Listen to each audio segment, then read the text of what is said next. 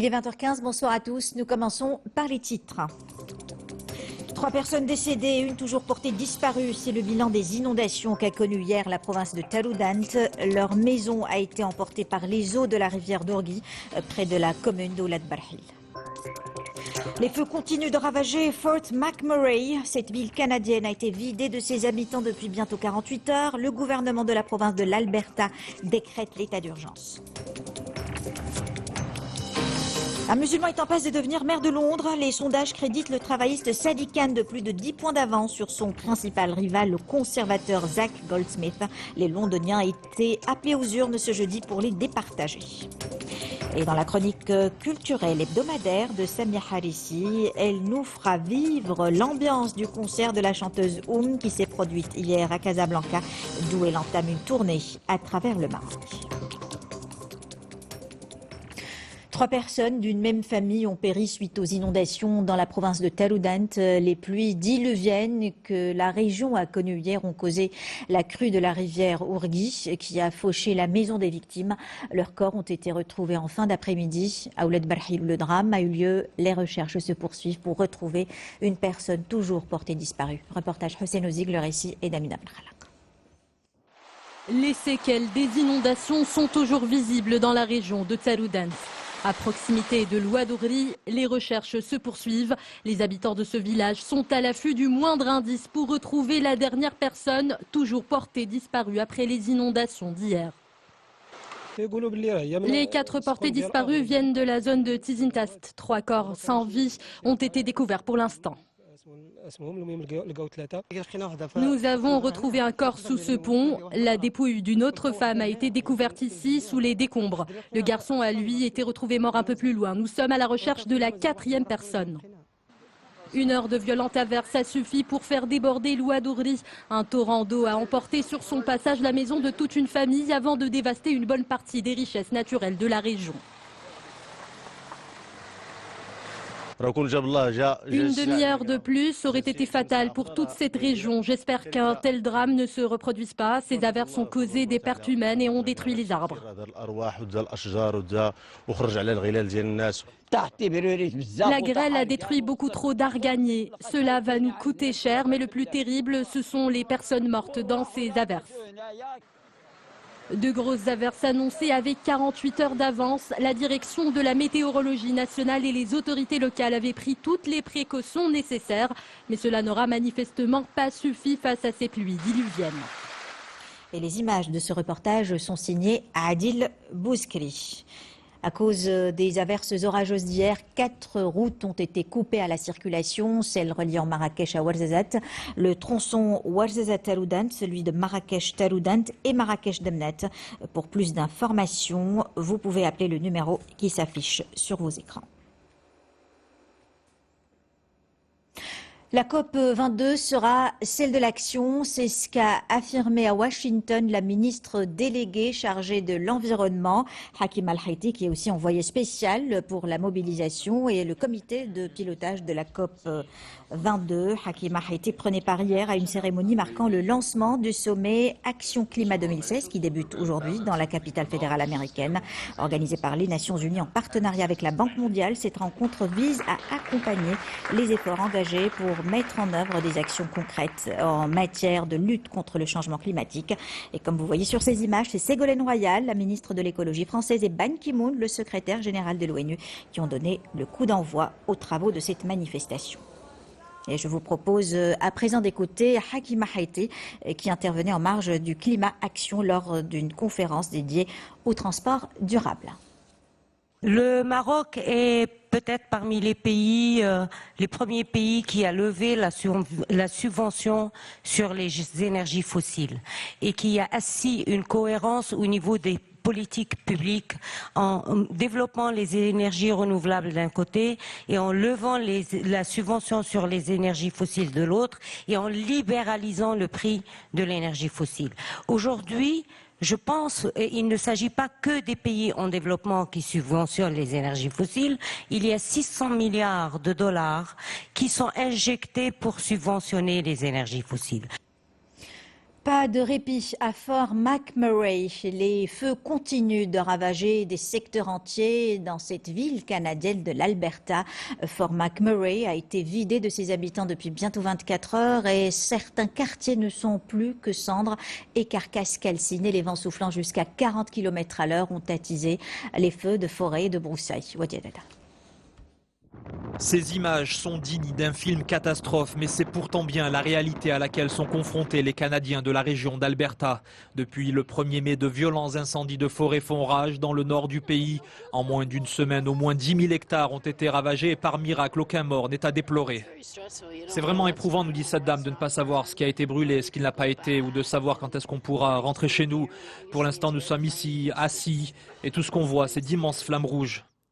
Plus de 1600 logements ont été détruits par les flammes et des quartiers entiers de la ville de Fort McMurray se sont littéralement vidés de leurs habitants. Une situation jugée extrêmement préoccupante par les autorités qui ont ainsi débloqué une aide d'urgence de 2 millions de dollars. Les Canadiens à travers tout le pays se demandent comment ils peuvent aider et soutenir les victimes. Il faut commencer évidemment par prendre des nouvelles de tous ceux que vous connaissez et qui ont été évacués de Fort McMurray pour savoir s'ils sont sains et saufs. Cette région est principalement connue pour son industrie pétrolière et gazière et l'un des principaux risques justement tant redoutés serait une propagation des flammes jusqu'aux oléoducs. Les soldats du feu font tout pour éviter le pire, un défi de taille d'autant plus que les conditions météo sont loin d'être favorables. Au Kenya, une femme a été sortie vivante des décombres de l'immeuble qui s'est effondré il y a 6 jours à Nairobi en raison des fortes précipitations causant la mort d'au moins 33 personnes.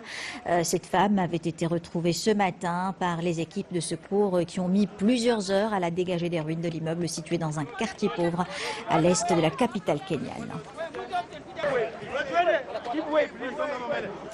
Retour à une vie presque normale à Alep. La ville syrienne goûtait au calme ce jeudi après l'entrée en vigueur d'une trêve négociée par Washington et Moscou et acceptée par régime et rebelles pour mettre fin temporairement aux combats qui ont fait près de 300 morts. Aucun raid aérien n'a été signalé dans les quartiers rebelles dans l'est d'Alep depuis le début de l'application de la trêve de 48 heures dans la deuxième ville du pays en guerre divisée depuis 2012. Salima Benab. Pour la première fois depuis des semaines, le silence a remplacé le bruit des bombes à Alep. Contraints à la fermeture pendant toute cette période, les commerces ont enfin rouvert leurs portes ce matin avec l'espoir du côté des clients que ces quelques heures de répit se prolongent. Je considère cette trêve comme une période de repos après d'intenses bombardements. Je pense que le régime a accepté cette trêve pour reprendre son souffle. Les gens sont sortis de chez eux, mais ils craignent que Bachar el-Assad ne refasse la même chose, qu'il reprenne les massacres et les tueries. Le cessez-le-feu est entré en vigueur cette nuit pour une durée de 48 heures seulement. Un accord fragile à travers lequel régime et rebelles se sont engagés sous la pression des États-Unis et de la Russie à faire taire les canons. Afin de nous assurer que cela continue de manière stable, nous travaillons en étroite coordination avec la Russie pour que cette trêve se poursuive de manière durable. Le cessez-le-feu est vital pour tant de personnes en Syrie. C'est simplement quelque chose que nous ne pouvons pas perdre. Cet accord Washington-Moscou étend le cessez-le-feu actuellement en cours dans le pays à la ville d'Alep et sa province. Pourtant, quelques minutes à peine après cette annonce, un civil aurait été tué dans les quartiers ouest de la ville, contrôlés par les forces du régime. Dans le centre du pays, 10 civils ont été tués dans un double attentat. Cette attaque intervient après la prise par l'État islamique du champ gazé de Shaher, situé près de cette localité, au cours d'une attaque qui a fait au moins 16 morts parmi les troupes de Bachar el-Assad. Le régime contrôle la majorité de cette province du centre, la plus vaste de Syrie, à l'exception de certaines localités aux mains des rebelles et d'autres contrôlées par Daesh. Les belligérants yéménites, eux, commencent à discuter des questions de fond. Ils ont accepté de former des comités conjoints pour discuter d'un règlement devant mettre fin à la guerre dévastatrice qui secoue ce pays depuis plus d'1 an. Cette annonce a été faite au terme d'une deuxième séance de négociation directe hier au Koweït entre la délégation du gouvernement et celle des rebelles chiites Houthis et de leurs alliés.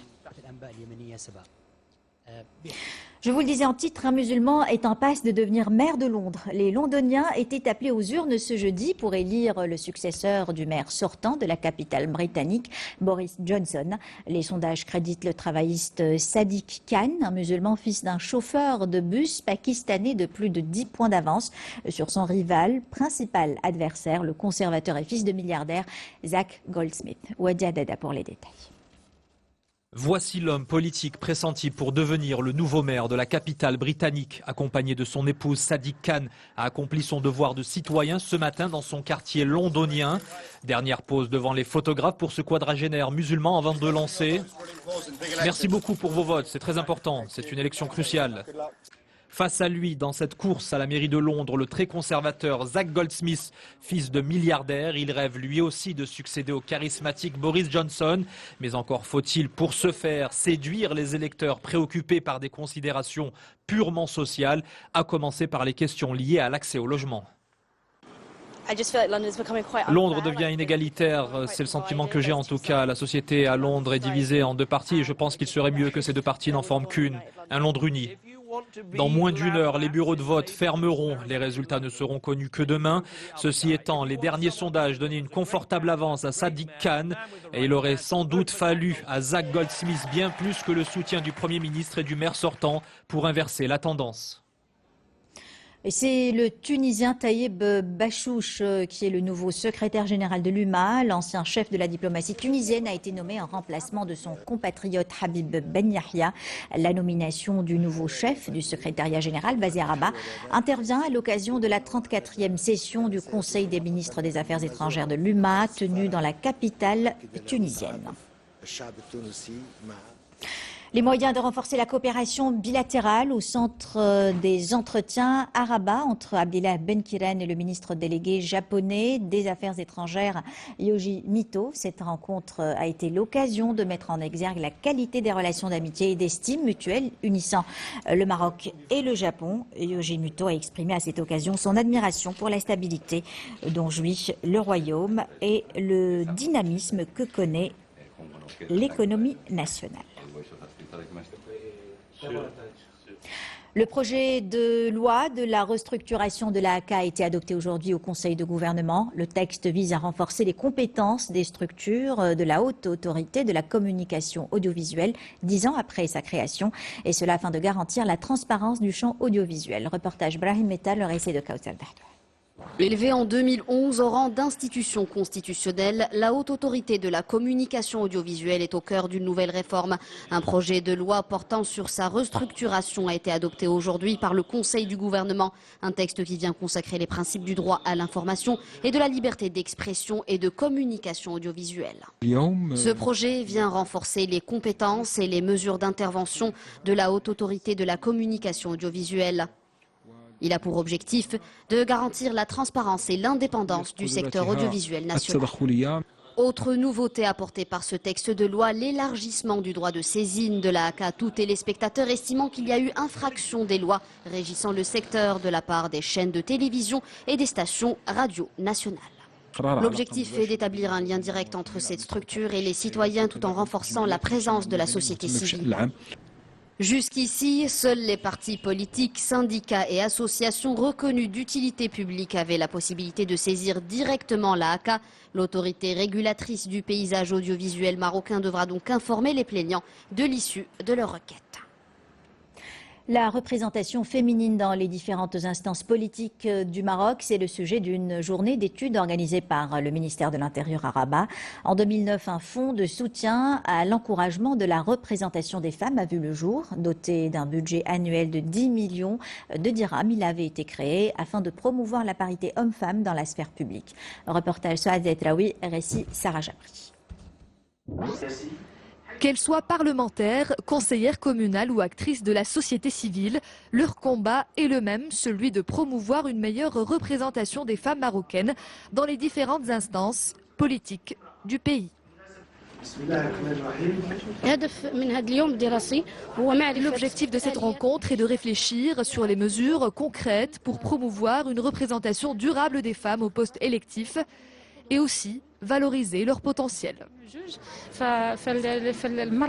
Depuis 2002, la femme marocaine a réalisé des acquis importants dans la vie politique grâce à Sa Majesté le roi Mohamed VI qui n'a eu de cesse d'œuvrer en faveur de la promotion du rôle et de la place de la femme.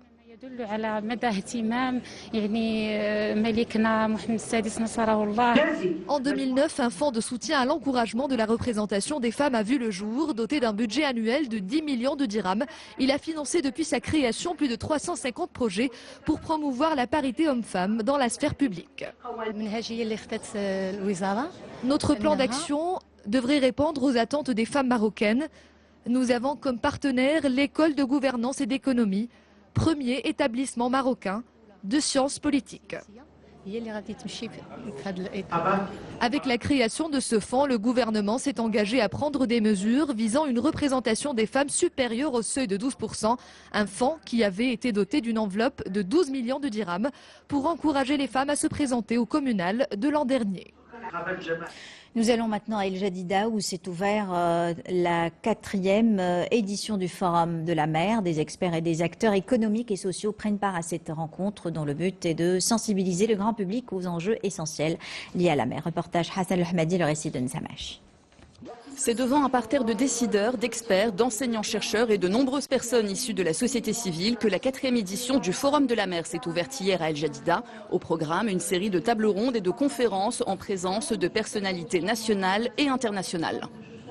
On ne peut pas évidemment lutter contre le changement climatique sans prendre en compte les aspects maritimes de notre planète.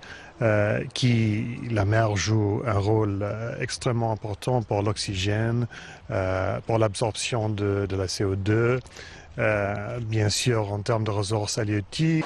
Cet événement constitue également une passerelle entre la COP21 et la COP22 avec l'ambition d'explorer les moyens de réduire l'impact des changements climatiques sur les océans. On va décliner cette thématique du changement sur le changement de mode de pensée, les changements de mode de gouvernance, les changements de modèle économique qui sont nécessaires pour s'adapter, atténuer les effets du changement climatique. Les inondations ont représenté 47% des désastres climatiques dans le monde ces 20 dernières années selon un rapport de l'ONU. Moins fréquentes, les tempêtes restent plus meurtrières avec 240 000 morts. Place à la culture maintenant avec la chronique hebdomadaire de Samia Harissi. Bonsoir Samia. Bonsoir. Et nous commençons par le concert d'Oum hier soir à Casablanca. Et donc après sa tournée internationale qui est loin d'être passée inaperçue, Rizlan Oum entame son Zarabi Tour. Zarabi, comme vous le savez sans doute, du nom de son nouvel album enregistré à Mohamed Rizlan, en hommage aux tisseuses de tapis de la région. Un subtil mélange de jazz, de soul, de rythme gnawa et hassani. La culture sahraoui qui est d'ailleurs omniprésente dans cet album, qui ressemble un peu à un voyage initiatique hors du temps et de l'espace. Un pur moment de bonheur hier pour son public du studio des Arts Vivants à Casablanca. Ce soir, Oum est à Tanger et demain soir à Rabat. Ce n'est que la première partie du Zarabi Tour qu'elle reprendra l'automne prochain. Rita Saha et Youssef El Ghazi ont rencontré l'artiste. On regarde.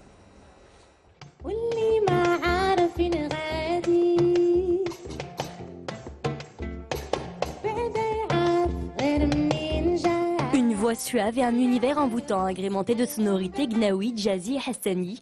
C'est là tout le style d'Oum.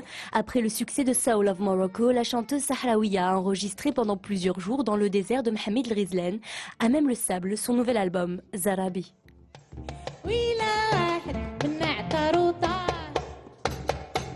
Cet album Zarabi, c'est des tapis tissés au fil de nos émotions, tissés au fil de nos rencontres pendant le voyage, pendant la tournée, avec des gens d'ici, avec des gens d'ailleurs et surtout avec des gens d'ici dont nous aimons porter l'écho ailleurs.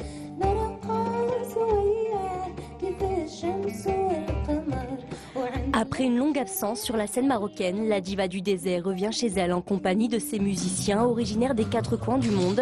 Hier, elle s'est dévoilée un peu plus devant un public qu'elle n'a jamais oublié, malgré une longue tournée dans le vieux continent.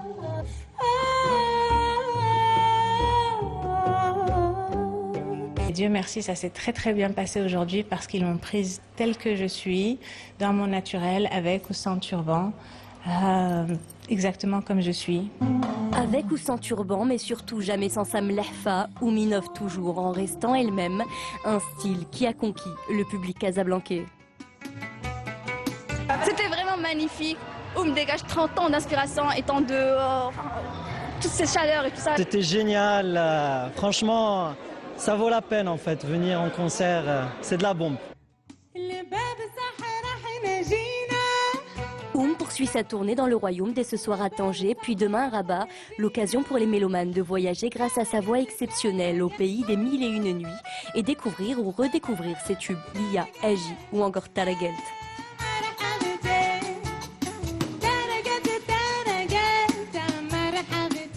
Et Samia Oum se produit ce soir à Tanger où s'est ouvert hier le salon des livres et des arts. Effectivement, un salon Rizlen qui ressuscite l'âme de Tanger, qui a inspiré tellement d'écrivains et d'artistes. D'abord par le lieu qui accueille l'événement, le somptueux palais des institutions italiennes. Ensuite, par la qualité des écrivains et artistes invités que le public est invité à rencontrer au détour des allées ou autour des tables rondes. Il y a aussi des expositions, des projections, des films, un riche programme qui incite à aborder la littérature sous toutes ses formes. Melinda Brini et Asmel Mercado pour le reportage. On regarde. C'est dans le somptueux palais des institutions italiennes que se tient le Salon international de Tanger des livres et des arts. Des livres, il y en a pour tous les goûts et pour tous les âges. Un événement à ne pas manquer si vous souhaitez remplir votre bibliothèque de nouveaux ouvrages ou rencontrer des écrivains et penseurs des deux rives de la Méditerranée. Ce salon est absolument vital pour la ville. Elle a fait beaucoup pour la ville, ce salon. Et en tout cas, moi, c'est une ville qui m'intéresse. J'ai écrit 2 tomes sur Gibraltar, donc j'ai fait toute l'histoire de cette ville et donc ça me tient beaucoup à cœur. Donc nous attendons environ 15 000 exposants, intervenants, publics pour cette édition. Nous cherchons en fait à démontrer simplement que la place du livre aujourd'hui est fondamentale, que c'est le chaînon de base pour l'accès à la culture et à l'art. Cette 20e édition rend particulièrement hommage à la ville du Détroit, sa mémoire et les profondes mutations qu'elle connaît. Le thème retenu cette année par les organisateurs n'est autre que Tanger, ville symbole du fantasme au réel. Tanger, comme vous le savez, est une ville vraiment symbole. Mais derrière ce symbole, il y a quand même une réalité. C'est une ville qui évolue comme toutes les autres villes du Maroc et du monde. Elle a évolué ces dernières années à une vitesse vertigineuse. Mais on voudrait aussi nous poser la question sur est-ce que ces changements, est-ce qu'ils sont accompagnés aussi de développement et disons de progrès au niveau humain. Une programmation riche et variée avec la présence de grands noms de la littérature comme Yasmina Khadra ou encore Tahar Benjelloun. En plus de tables rondes et débats, le public pourra, durant toute la durée du salon, assister à des expositions, ateliers et s'adonner à la lecture au sein même du salon. Et place à l'agenda, Samia, maintenant. Je ne l'ai pas oublié. Super. C'est la période des festivals qui commence, Rizlan, et on commence avec un des pionniers du genre, le festival de Fès, des musiques sacrées du monde, qui lève le rideau demain soir avec un merveilleux spectacle, un ciel plein d'étoiles à Bab el Makina. Le festival se poursuit jusqu'au 14. Le festival du théâtre professionnel, c'est du 9 au 14 mai à Casablanca. Grand retour de Hassan Darsi qui expose du 10 mai au 7 juin à l'atelier 21 à Casablanca. Le festival Gnawa Musique du Monde, c'est du 12 au 15 mai à Essaouira, du 12 au 14 mai. L'Orchestre Symphonique Royal entame un voyage autour de la musique classique à Rabat, Casablanca et El Jadida. Les voix du cœur résonnent le 14 mai à la Villa de Casablanca. Et puis, avant de vous rendre l'antenne, Rizlen, un livre écrit « Vie, élève-toi » de Madi Habnani. C'est aux éditions Amalté. C'est un peu dans la continuité de son premier roman, Lumière de femme, une expérience de vie sous forme d'auto-fiction. Merci beaucoup Samia, c'était intéressant comme chaque semaine. Merci beaucoup. Et c'est parti pour le premier tour du trophée Hassan II et la coupe Lalla Mariam. Les choses sérieuses débutent donc pour les engagés. Zoom ce soir sur la participation marocaine. Petit Samzalok. Les ténors de la petite balle blanche ont attaqué avec panache ce premier tour. Golfeurs et prouettes se sont donné la réplique sur les greens de Dar es Salaam. Justement après le tour de chauffe du concours Pro-Am hier, les joueuses ont bien réagi aujourd'hui sur le parcours bleu. Maha Haddiwi a bien suivi le rythme des autres concurrentes, à savoir Metzler et Whittaker. La jeune Marocaine a réalisé le par. Je suis bien en jambes aujourd'hui, j'ai fait un bon score. Bon, après, j'ai laissé passer quelques coups sur les derniers trous, donc c'est assez frustrant. Mais ça fait partie du jeu et je suis certaine que beaucoup de joueuses ont raté beaucoup de coups toute la journée. 144 joueurs représentant 20 nations se sont succédés sur le parcours rouge de Dar es Salaam. Le Maroc est représenté par 5 golfeurs, Faisal Sarghini, Amil Joudar, Yassine Touhami, Ayoub Aïd Omar, Younes El Hassani, ordre du mérite national. D'ailleurs, El Hassani a bien entamé le trophée Hassan II en rendant aujourd'hui une carte de 69. De son côté, le jeune amateur Ayoub Aïd Omar a rendu une carte de 78.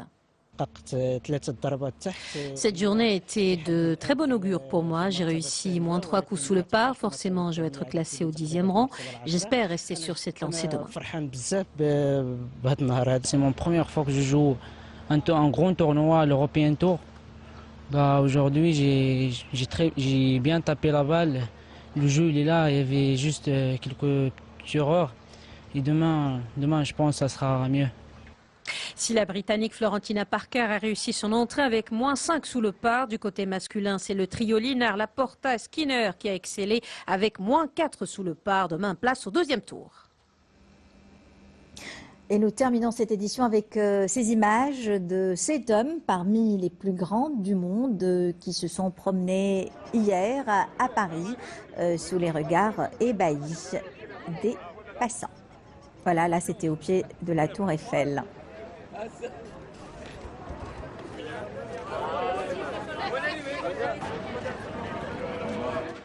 C'est la fin de ce journal dont je vous rappelle l'une des principales informations. 3 personnes d'une même famille ont péri suite aux inondations dans la province de Taroudant. Les pluies diluviennes dans la région ont causé la crue de la rivière Ougri qui a fauché la maison des victimes. Leurs corps ont été retrouvés en fin d'après-midi à Oulad Barhil où le drame s'est produit. Les recherches se poursuivent pour retrouver une personne toujours portée disparue. Et c'est ici que prend fin ce journal. Merci de l'avoir suivi. Le retour de l'information en langue arabe à 21h avec Zahra Eitihel. Demain, vous retrouverez Hassan Benbel. Excellente semaine à tous.